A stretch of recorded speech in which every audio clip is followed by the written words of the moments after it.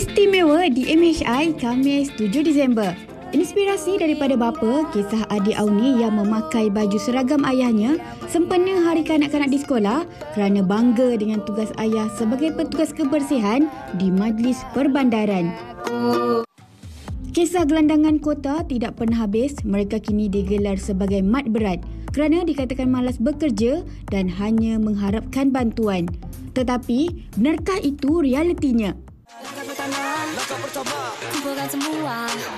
Dan bakat baru bidang nyanyian Amisha mempertaruhkan lagu duet bersama rapper Noki dengan single Gegar.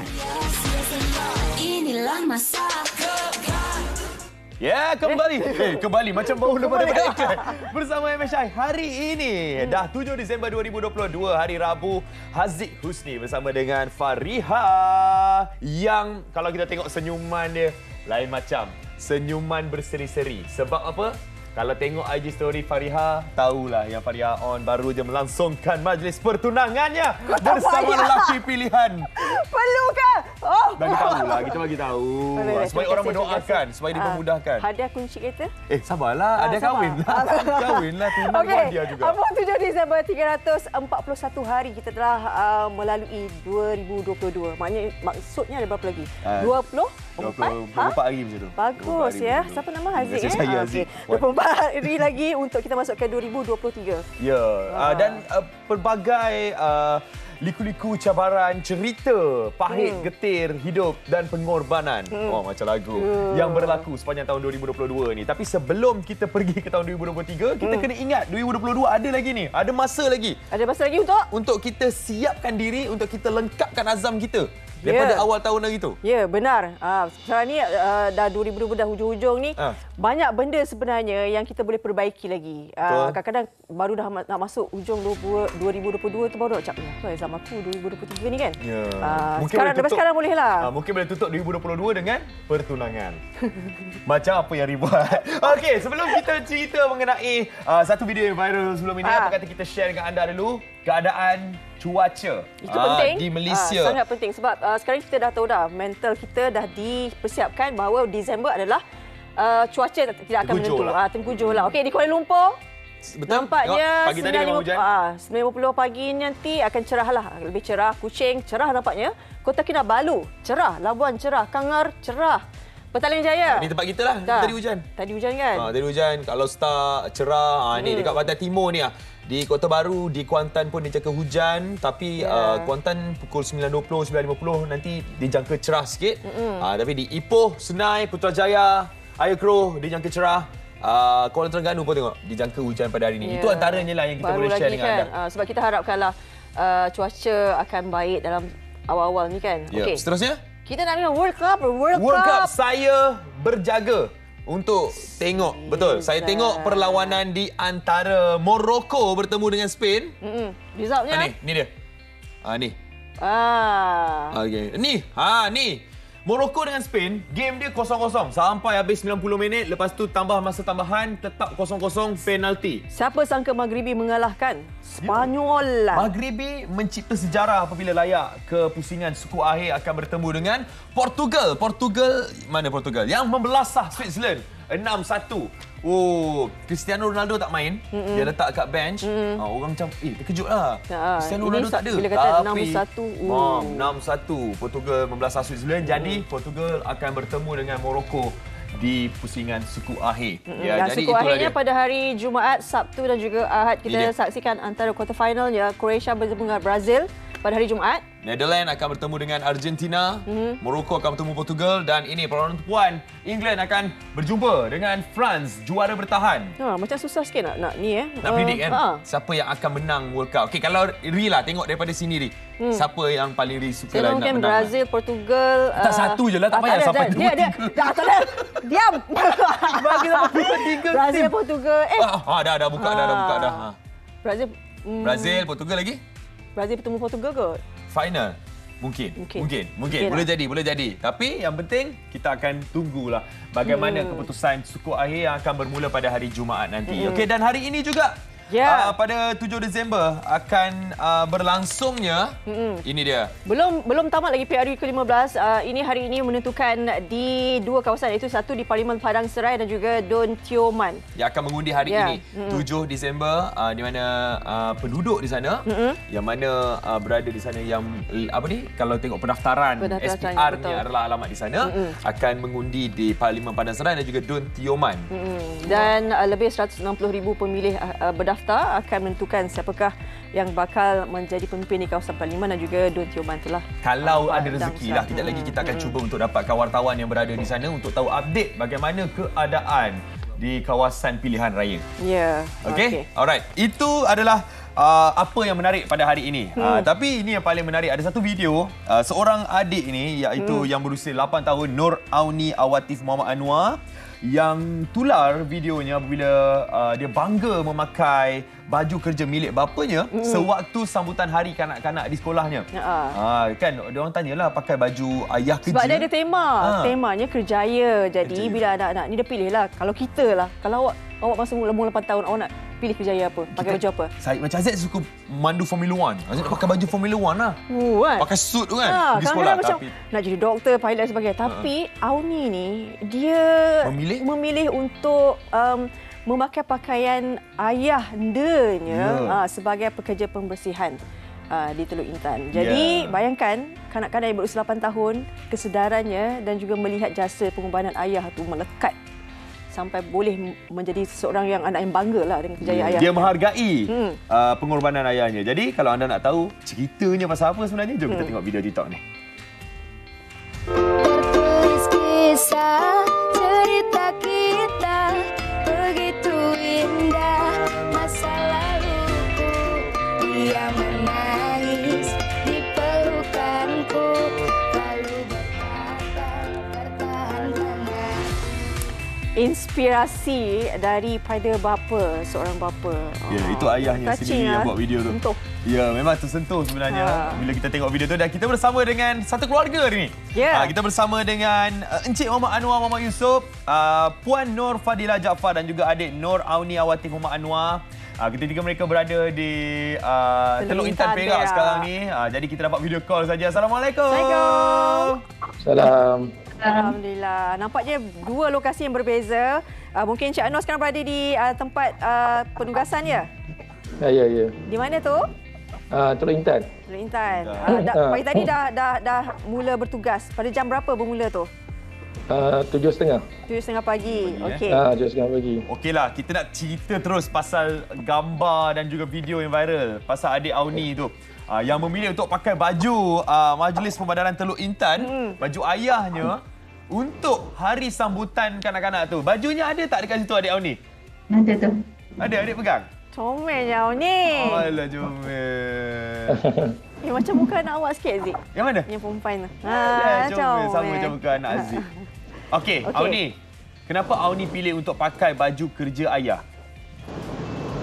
Sebab apa? Sebab Auni memang suka tengok ayah pergi kerja pakai uniform tu? Auni?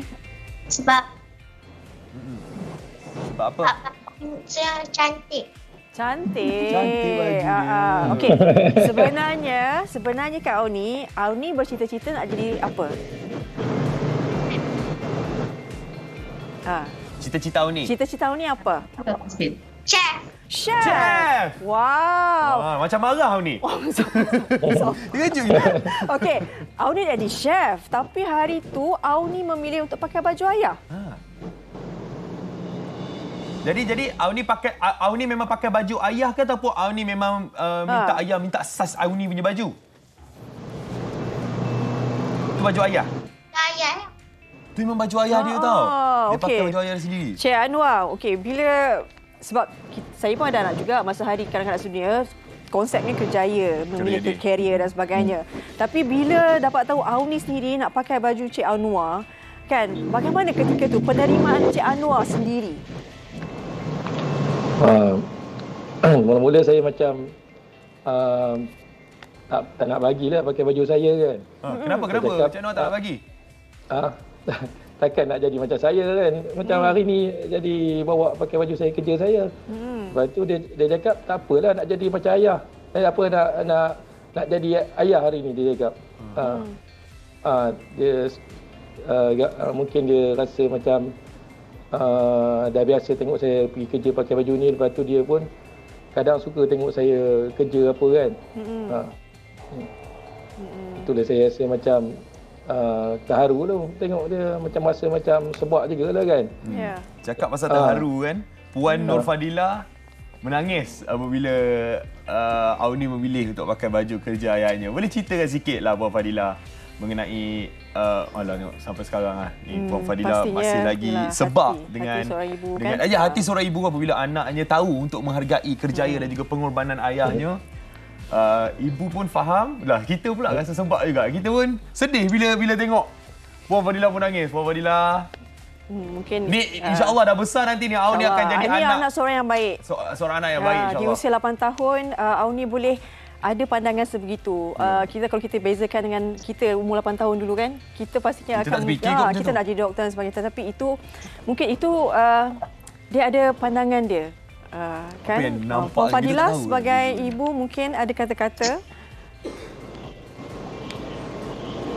Puan Fadilah masih tak dapat berkata-kata. Cik Anwar. Cik Anwar pastinya bangga dengan tindakan Auni. Kan? Walaupun pada awalnya Encik Anwar kata tak bagi nak pakai baju kerja Encik Anwar. Tapi apabila Auni memilih untuk memakai baju kerja Encik Anwar, pastinya Encik Anwar bangga. Jadi mungkin apa yang Encik Anwar nak katakan kepada Auni? Saya harap Auni dia memang mempunyai cita-cita sendiri dia kan. Cuma saya harap dia belajar betul-betul lah. Dengar cakap cikgu semua, capai cita-cita apa yang dia nak. Contoh macam chef, dia nak jadi chef, capailah cita-cita tu. Cuma saya rasa macam tersentuh lah apabila dia nak pakai baju saya tu lah. Untuk dibawa ke apa orang cakap majlis kerjaya dekat sekolah tu. Kanak senior tu. Saya rasa macam dihargai sangatlah. Auni memang rapat dengan Cik Anwar ke? Ya, memang rapat dengan saya. Kalau petang-petang dulu kalau tak ada apa, saya selalu kayuh bersikap dengan dia lah. Masa Cik Anwar pergi bertugas, memang Auni ada pernah ikut ke kan? Ya. Dulu sebelum ni masa dia umur 6 tahun dia ada ikut saya. Sekarang umur dia 8 tahun. Masa umur 6 tahun, dulu pun dia dah biasa ikut saya. Kadang-kadang saya ada buat kerja petang-petang tu, lepas kerja tu saya ada buat kerja sapu sampah apa semua dekat tapak pasar kan. Dia kadang-kadang dia duduk dah tengok saya buat kerja. Kadang dia macam budaknya putih, bila main-main dekat panas tu muka dia jadi macam merah. Saya cakap jangan pergi dekat sana, main duduk dekat tempat ni dekat pondok tu. Dia pun memang suka tengok saya tu lah. Kadang dia buat macam budak-budak lain lah, main-main dekat situ yang macam itulah. Tapi dia biasa tengok saya kerja tu. Dia menyaksikan sendiri bagaimana Cik Anwar lakukan kerja tu kan. Dan adik Auni tadi dah cakap dah cita-cita dia nak jadi chef bila dah besar nanti. Auni suka makan apa? Bagi tahulah makanan kegemaran Auni apa? Ayam goreng. Okey, ayam goreng. Masak ayam goreng sedap-sedap Auni nanti. Ayam goreng. Abang Haziq nak rasa, okey? Abang Haziq silap di situ. Okey, Auni sayang ayah tak? Sayang. Okey. Apa Auni nak cakap dekat ayah?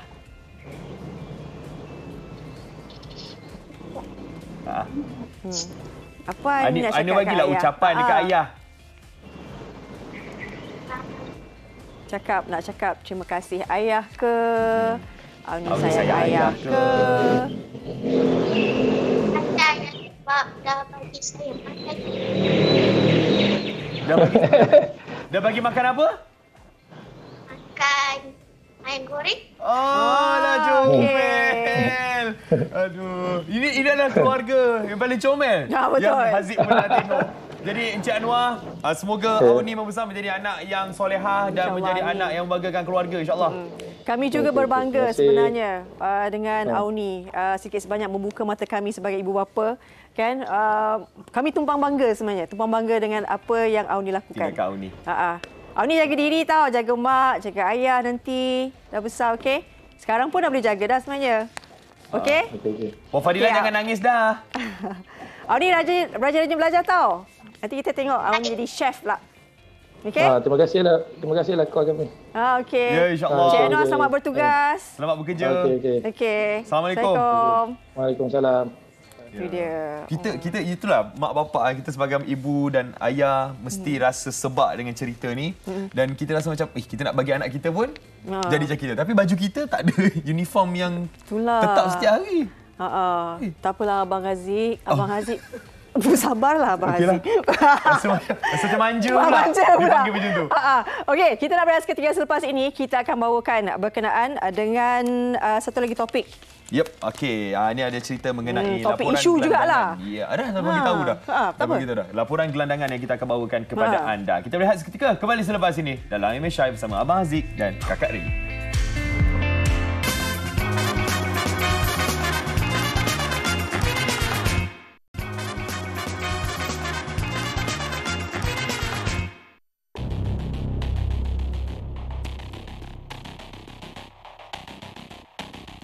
Baru-baru ini, heboh di akhbar tempatan mengenai kisah gelandangan yang dikatakan malas bekerja dan hanya mengharapkan bantuan semata-mata. Golongan gelandangan atau digelar sebagai mat berat oleh Pertubuhan Bukan Kerajaan (NGO) dilihat semakin bertambah terutama di sekitar ibu kota. Ketika orang ramai sibuk keluar bekerja mencari rezeki, mereka dikatakan lebih senang goyang kaki menanti bantuan. Tinjauan wartawan MHI di sekitar ibu kota baru-baru ini mendapati ada juga sebahagian mereka yang ingin bekerja dan tidak hanya mengharapkan bantuan semata-mata. Saya memang nak bekerja. Kalau boleh kerja tu dekat sekolah lah, dekat dengan anak senang. Pergi saya ambil, balik saya hantar. Kalau jauh-jauh buat kalau kerja masuk pukul 8, balik pukul 8, anak-anak saya macam mana? Siapa nak ambil? Kalau hilang anak, saya nak cari mana? Duit saya boleh cari, anak saya tak boleh cari. Lebih kurang 1 jam berada di lokasi, ada 2 buah kenderaan berbeza yang tiba untuk mengagihkan bantuan makanan dan keperluan asas kepada mereka. Tanggapan negatif ini bermula kerana mereka ini dikatakan malas bekerja kerana sudah selesa dengan bantuan yang diberikan. Kita orang bukan malas kerja. Tu Kak cakap yang ada suami yang bekerja, yang kita orang pun basuh pinggan, cuci baju, kerja apa saja, ada kutip kotak, kutip tin. Kita orang duduk sini malam pun ada yang duduk kat bilik nak main, tak boleh budak-budak main kat sini. Macam tu kita orang bantuan pun bukannya banyak sangat, sekadar nasi je. Pampers susu pun dari TV, dari apa.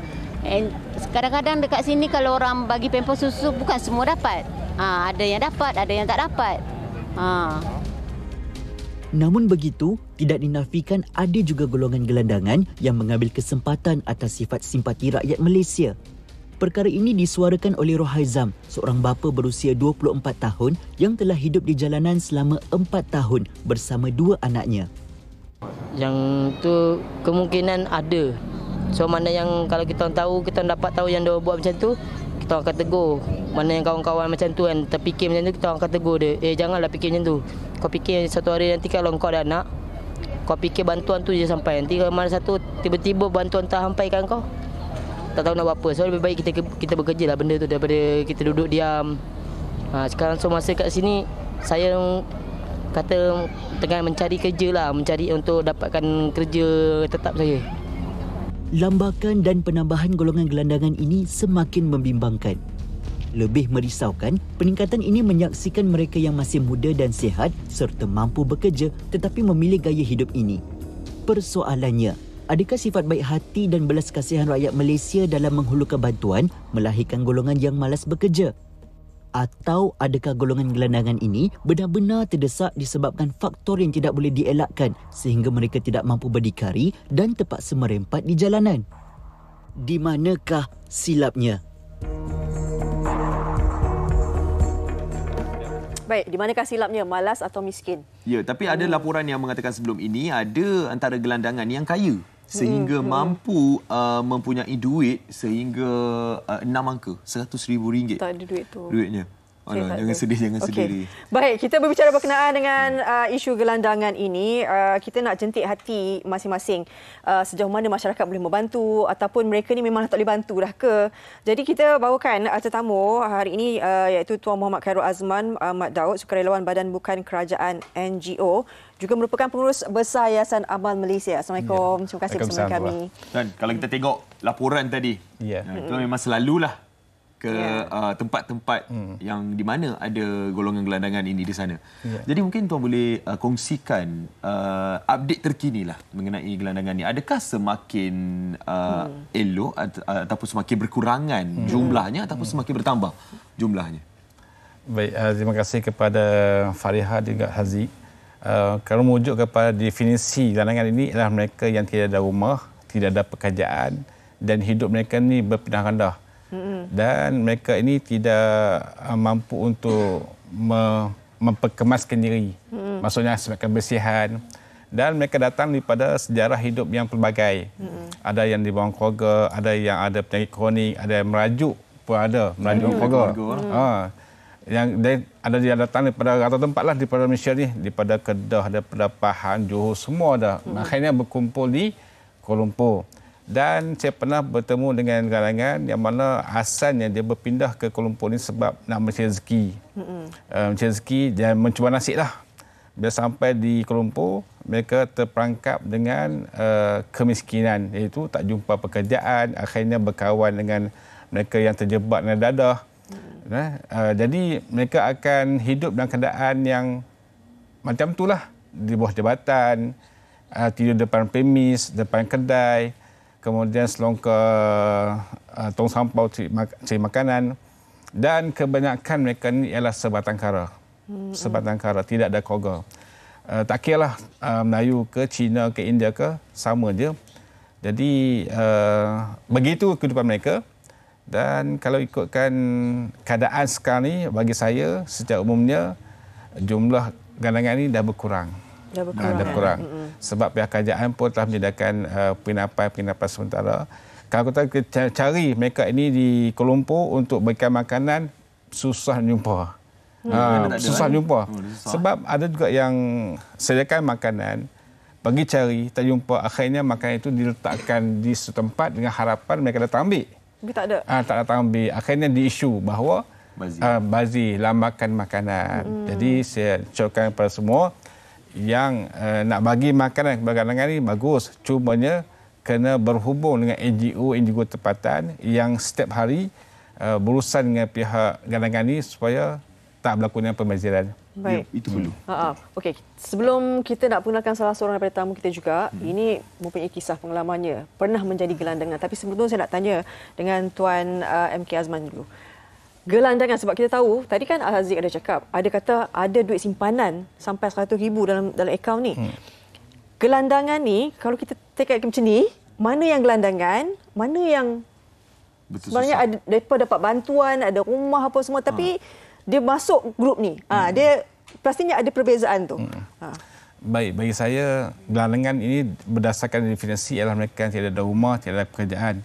Jadi kalau kata dia ada rumah, ada yang menunggu-nunggu di Kuala Lumpur tu adalah mereka yang ada dua golongan. Yang pertama ialah golongan asnaf, yang kedua gelandangan. Asnaf ni ialah mereka yang ada rumah dan ada pekerjaan, cumanya masih lagi miskin.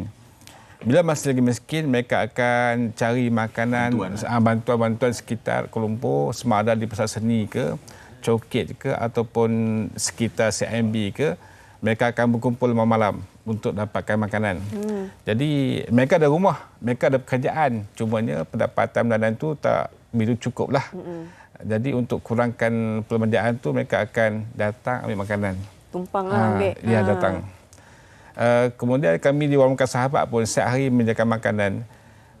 Ada yang datang daripada Ceras, Sungai Buloh, daripada Bukit Jalil, datang naik bas percuma semata-mata untuk dapatkan makanan.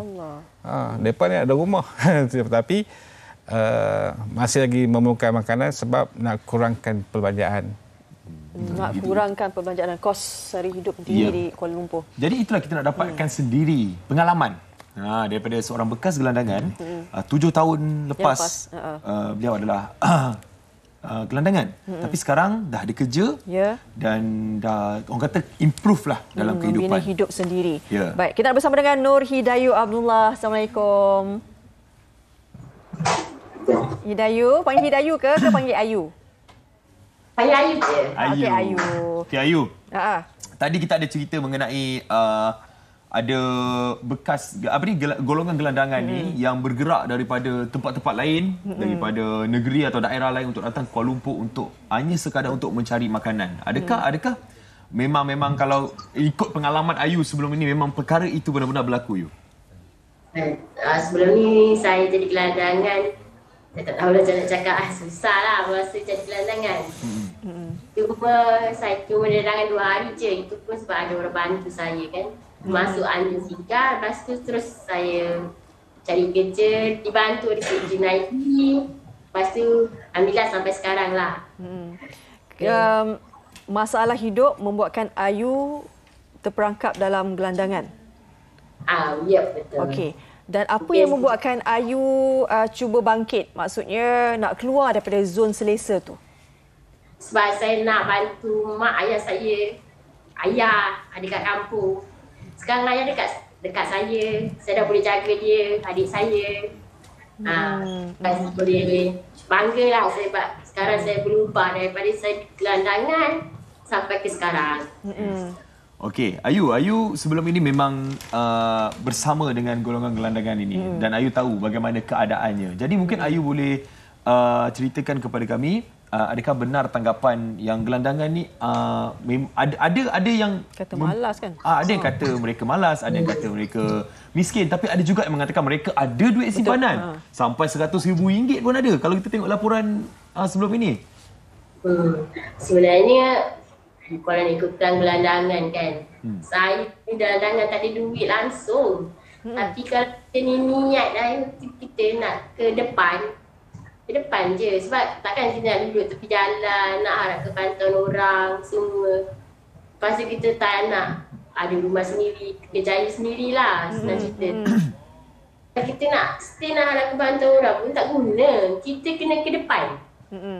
Kita dah ke depan tu, baru kita nampak masa depan kita kat sini. Kalau kita ke sini, kita boleh pergi macam ni. Kalau kita stay nak duduk, nak harapkan, memang tak lah. Tapi mereka ni, bila Ayu dah bersama mereka ni betul-betul nak berubah ke? Ataupun memang dah, tak apalah, ada je orang bantu. Dah terbiasa bagi bantuan. Macam mana? Tak semua yang nak berubah. Ada yang harapkan bantuan, ada tak nak usaha, haraskan. Bila masuk kerja hari ni, just nak senang je. Aku nak jadi bos. Okey. Mentaliti. Itu adalah perkataan yang tu. Terima kasih Ayu. Di atas perkongsian tu. Kita akan bersama dengan Ayu balik kejap lagi sebab kita nak bersama dengan Tuan MK Azman untuk kita berborak lagi mengenai gelandangan ni. Mentaliti. Apa sebenarnya yang perlu dilakukan Tuan untuk kita kurangkan dan kalau boleh tak ada kan golongan supaya tiada golongan gelandangan ni nak ubah. Okey. Baik, kalau dikatakan tadi saya ulang statement mengatakan mereka ini memang ada duit RM100,000. Tak nafikan mungkin ada sebab ada juga pekerja di Kuala Lumpur ni yang tak mahu ulang-alik daripada Kuala Lumpur ke rumah mereka. Contohnya rumah mereka di Tari Malim, hari-hari nak ulang-alik, jadi mereka merasakan itu satu kesusahan. Jadi mereka akan tinggal di masjid atau surau ataupun kaki lima semata-mata untuk kurangkan kos. Duit ada simpan. Ada juga itu setiap jumpa macam tu. Kemudian yang keduanya ada juga gelandangan yang pada hari ini menjadi jutawan. Ada kilang sendiri, ada produk sendiri. Nak berubah lah. Nak berubah.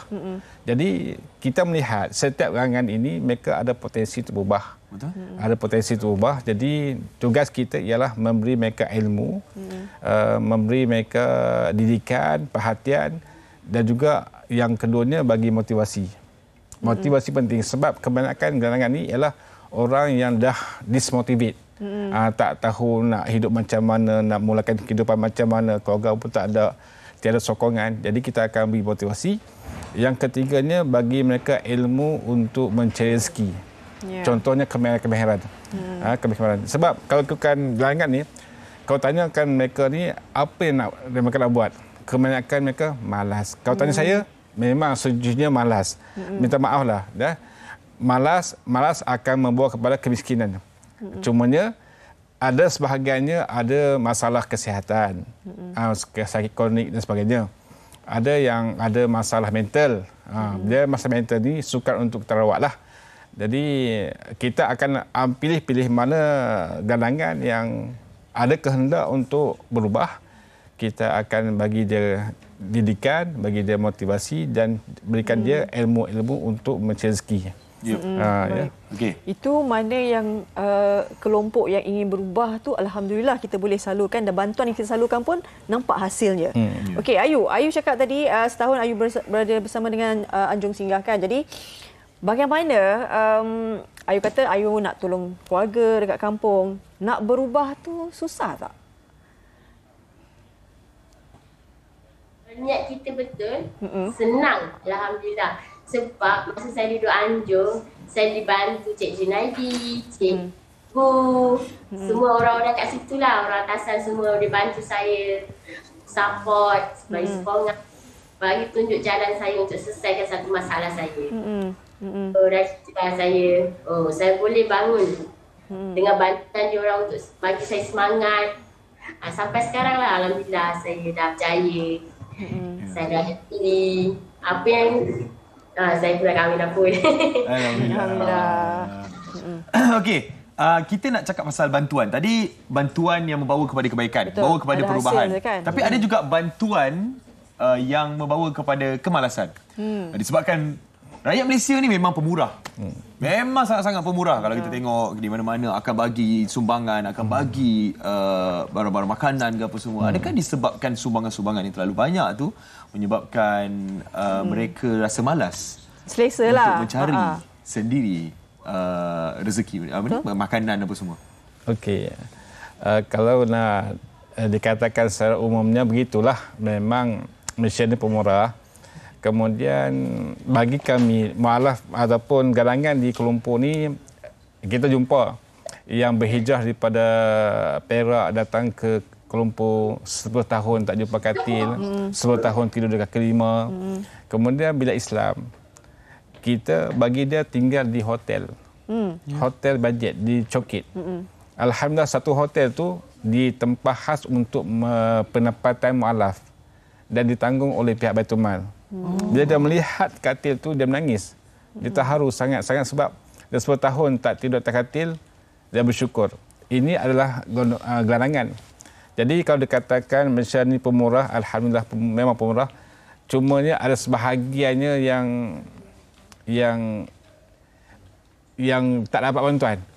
Tak dapat bantuan sebab dia tak tahu cara-caranya dan dia tak layak. Sebab galangan ni datang daripada pelbagai bangsa, agama dan negara. Ada yang datang daripada Myanmar, Pakistan, ada juga yang terkandas Malaysia atau balik, kan, hilang dokumen. Jadi orang macam ni dia akan mengharapkan bantuan masyarakat setempat, tapi berapa banyak sangat nak tampung kos rumah, makan minum, kos sara hidup tinggi kan tinggi. Jadi itulah dia antara penyebab-penyebabnya lah daripada Tuan M.K. Azman. Tapi kita nak minta Ayu untuk bagi mungkin kata-kata, sedikit kata-kata semangat sebenarnya kepada mungkin golongan gelandangan yang lain untuk berubah juga, keluar daripada gelaran gelandangan itu. Ayu, silakan Ayu. Hai. Tak, sebenarnya malas atau miskin tu ataupun kita ni apa orang kata kumpulan kita lah, niat kita. Kalau kita nak depan, ada je sebenarnya banyak bantu. Emergency, tak kisahlah apa-apa. Sebab saya pun dulu dibantu oleh Anjung Singgah. Lepas dia ada bantu JKM, bantu saya untuk dalam kesusahan. So sebenarnya ada jalannya. Cuma malas atau nak rajin je kau nak buat. Kalau usaha dapatlah. Kalau tak malas tu dapatlah. Stay duduk lah tepi jalan sampai sekarang saya kan. Macam saya dulu pun niat je. Kalau saya kata saya nak ke depan lah. Macam sekarang. Kalau saya seorang, kalau niat saya kata saya tak nak, staylah saya jadi gelandangan. Tak tahulah apa jadi dekat TBS tu. Macam itulah. Semuanya berbalik kepada diri sendiri. Diri sendiri. Betul. Ya. Baik, terima kasih Ayu di atas perkongsian apa yang Ayu berikan kepada kami. Moga-moga apa yang Ayu kongsikan tu menjadi iktibar kepada kita semua jugalah. Yep. Terima kasih Ayu. Salam kat suami. Salam. Sempat. Sempat. Terima kasih juga suara suami dia. Kepada Muhammad Khairul Azman di atas perkongsian ini. Cumanya kami tahu untuk mengendalikan, menguruskan gelandangan ini cukup mencabar. Kan? Bayangkanlah kita, ini pun banyak, setiap individu kan ada perangai dia. Nak kontrol orang ni bukan senang. Ya kan, nak mengawal orang bukan senang. Jadi terima kasih ucapkan kepada Tuan MK Azman. Kita nak berehat seketika. Kembalinya kita lepas ni akan ada kenapa? Gegar sebab lagu lepas ni daripada penyanyi dan juga rapper yang setiap tahun masuk AJL. Yang lelaki tu. Perempuan ni baru, wajah baru. Ya. Kita akan sambung dengan mereka kejap lagi di MSI. Gegar.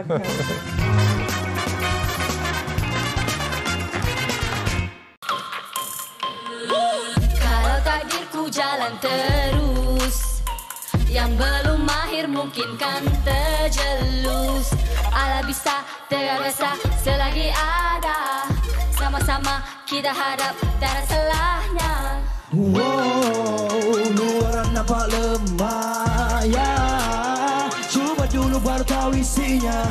Kadang-kadang masalah ku terasa biasa. Ku melangkah tanpa fikir apa halangannya. Langkah pertama ku mulai semua. Langkah kedua kita sebaris bersama-sama. Langkah ketiga semua pasang kuda-kuda. Siap sedia, inilah masa gegar. Seolah ribut kan tiba, gegar. Bila suara bergema, gegarku melangkah, bumi kan rasa gegar. Hingga retak atmosfera, 9 di skala Richter, gegarku melangkah, bumi kan rasa gegar. Semua cabaran ditangani, pandang ke depan ku terus berlari. Kalau jatuh coba lagi selagi ada. Let's go. Kita keluarga tak mungkin retak. Debaranku debar tiada gegar, cabaranku langgar tanpa sedar. Gerakan hati mula terkawal, bersiap sedia barisan awal. Sedia, sebentar lagi kita bersua sedaya.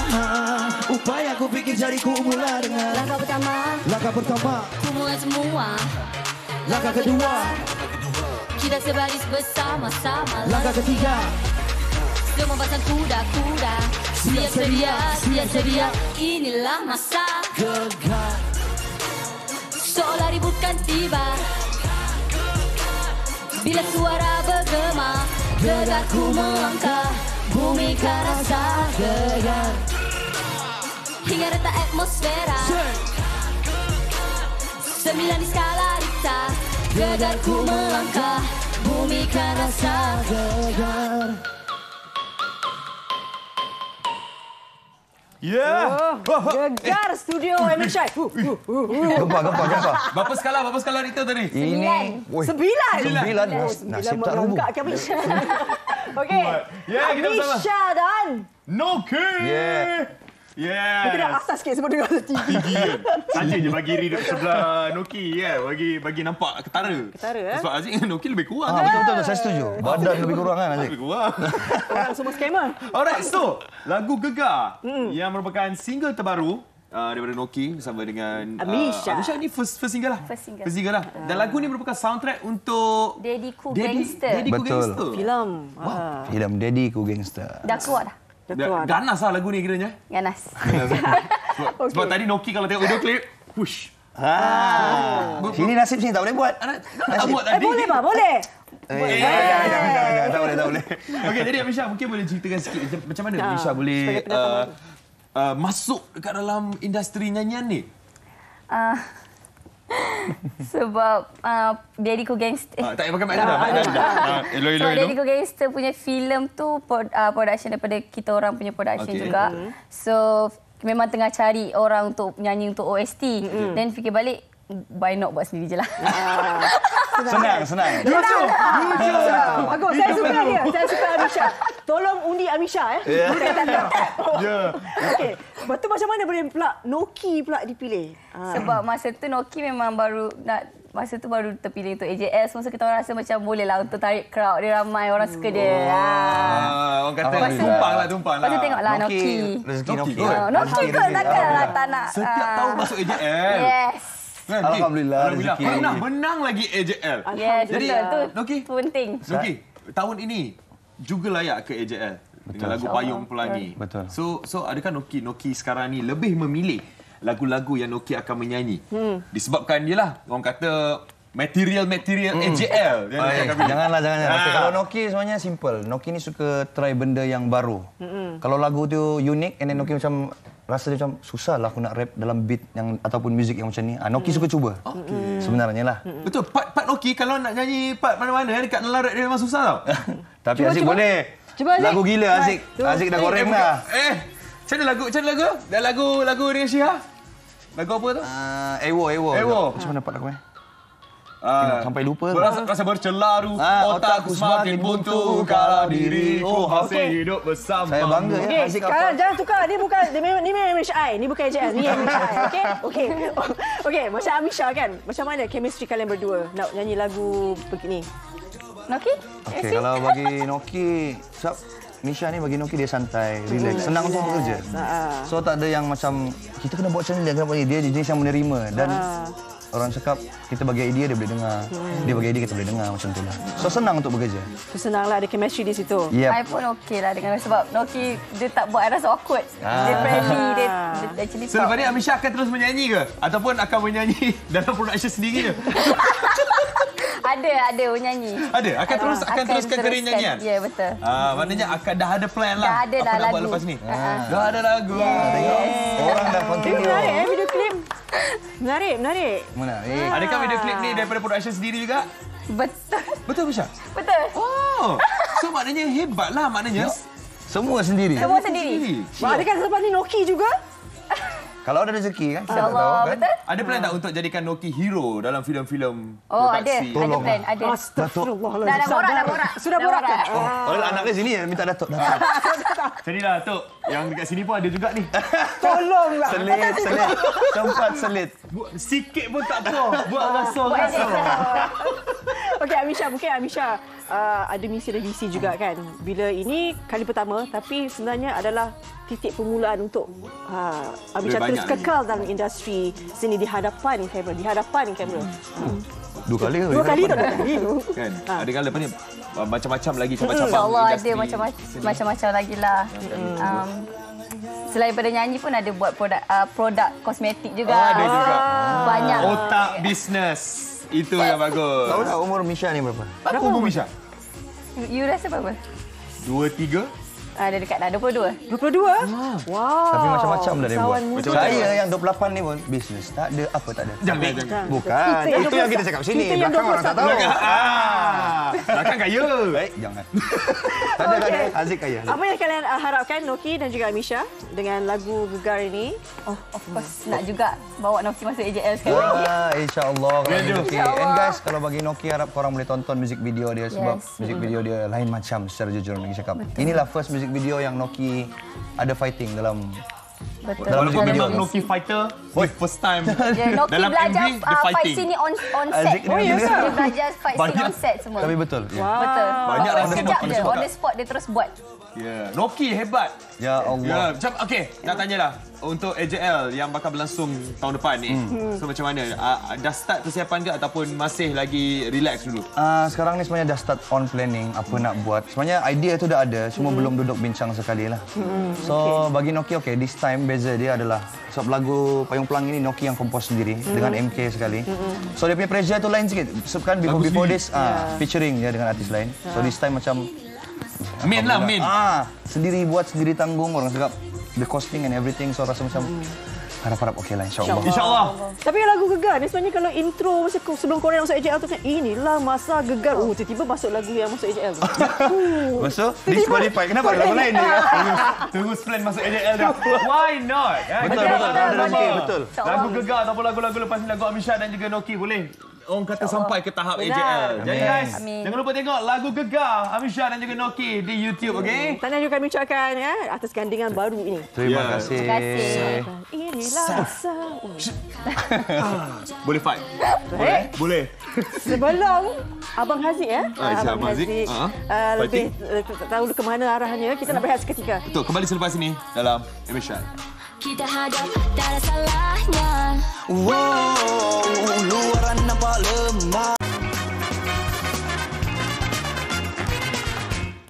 Baik, kembali semula dalam Malaysia hari ini. Kita bawakan juga perkembangan tentang PRU ke-15 belum lagi selesai. Ini dia di Parlimen Padang Serai. Untuk dibawakan sedikit perkembangan bagaimana keadaan di sana. Kita nak bersama rakan setugas. Ya, kita wartawan Kumaran Rajamani yang berada di sana sekarang ini. Jadi, Mr. Kumaran, sila berikan update bagaimana keadaan di Padang Serai sekarang. Ya, Haziq Fariha, pilihan raya bagi Parlimen P017 Padang Serai ini diadakan pada hari ini selepas ditunda pada 19 November lalu susulan kematian calon di Parlimen Padang Serai ini dari Pakatan Harapan mendiang Karupaya Mutusami pada 16 November lalu dan proses penamaan calon telah diadakan pada 24 November bagi memberikan ruang kepada pencalonan daripada parti sama untuk berada bersama dalam pilihan raya kali ini dan serentak itu Pakatan Harapan telah menamakan Dr. Muhammad Sofi Abdul Razak sebagai calonnya sekaligus menyaksikan pertembungan bagi kerusi Parlimen P017 ini kekal 6 penjuru melibatkan calon Pakatan Harapan, Perikatan Nasional, Barisan Nasional, Warisan, Pejuang dan juga calon bebas. Dan untuk makluman kesemua calon-calon ini nama mereka akan tertera pada kertas undi yang diberikan kepada pengundi di sini meskipun di sebalik kompromi selepas daripada penamaan calon melibatkan calon daripada Barisan Nasional yang memberikan ruang kepada Pakatan Harapan selepas penubuhan Kerajaan Perpaduan yang dipimpin oleh Perdana Menteri Datuk Seri Anwar Ibrahim.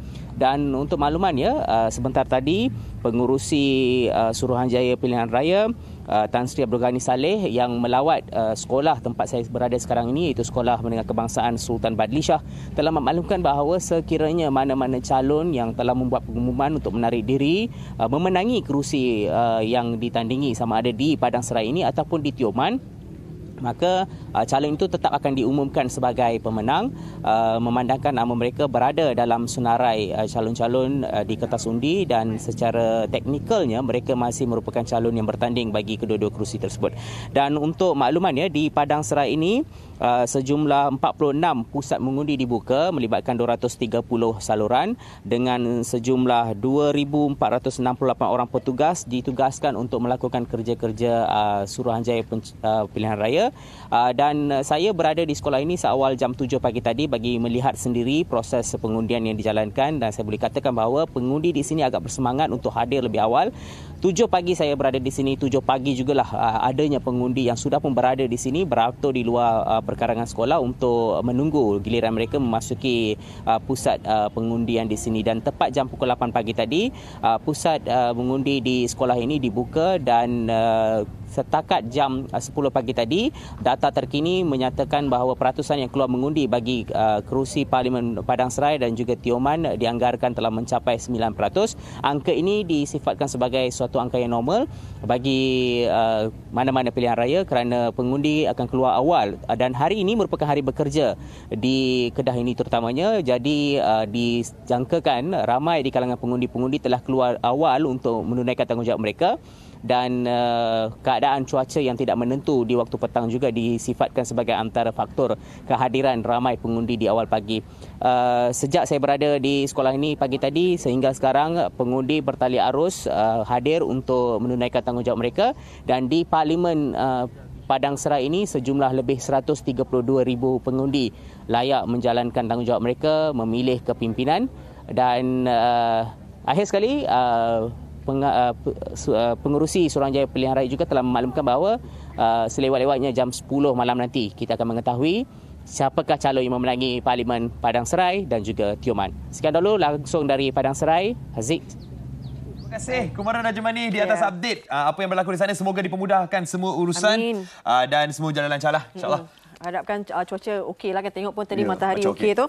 Okey, kita nak sedikit informasi yang kita nak warakan. Adakah anda setuju dengan istilah yang menyatakan seseorang itu perlu menyayangi diri sendiri sebelum menyayangi orang lain? Setuju? Jangan lupa saksikan episod Woman Talk bersama Proviton yang membincangkan topik self-love pada 10 Disember, Sabtu 5 hingga 5.30 petang di TV3. Untuk bola pula ni. Anda dah sedia dah untuk Yalla Bola? Jom sama-sama kita meriahkan demam bola ni untuk mereka yang duduk di Cyberjaya antara kawasan sekitar. Jom kita lepak di Coliseum Cafe at Cyberjaya pukul 9 malam. Bukan setakat ada permainan dan hadiah, boleh jumpa juga bekas legen Harimau Malaya lagi dan siapa yang datang awal dapat makanan secara percuma. Jadi apa tunggu lagi? Jom ke Yalla Bola dan sama-sama bersorak gol!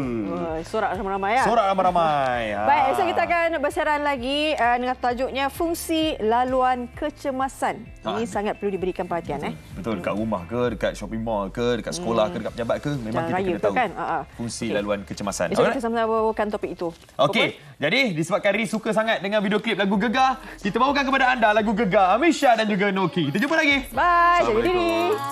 Sama-sama kita hadap, tak ada salahnya. Luaran nampak lemah, ya. Cuba dulu baru tahu isinya. Kadang-kadang masalah aku terasa biasa. Ku melangkah tanpa fikir apa halangannya. Langkah pertama, kumpulkan semua. Langkah kedua, kita sebaris bersama-sama. Langkah ketiga, semua pasang kuda-kuda. Sia-sia, inilah masa.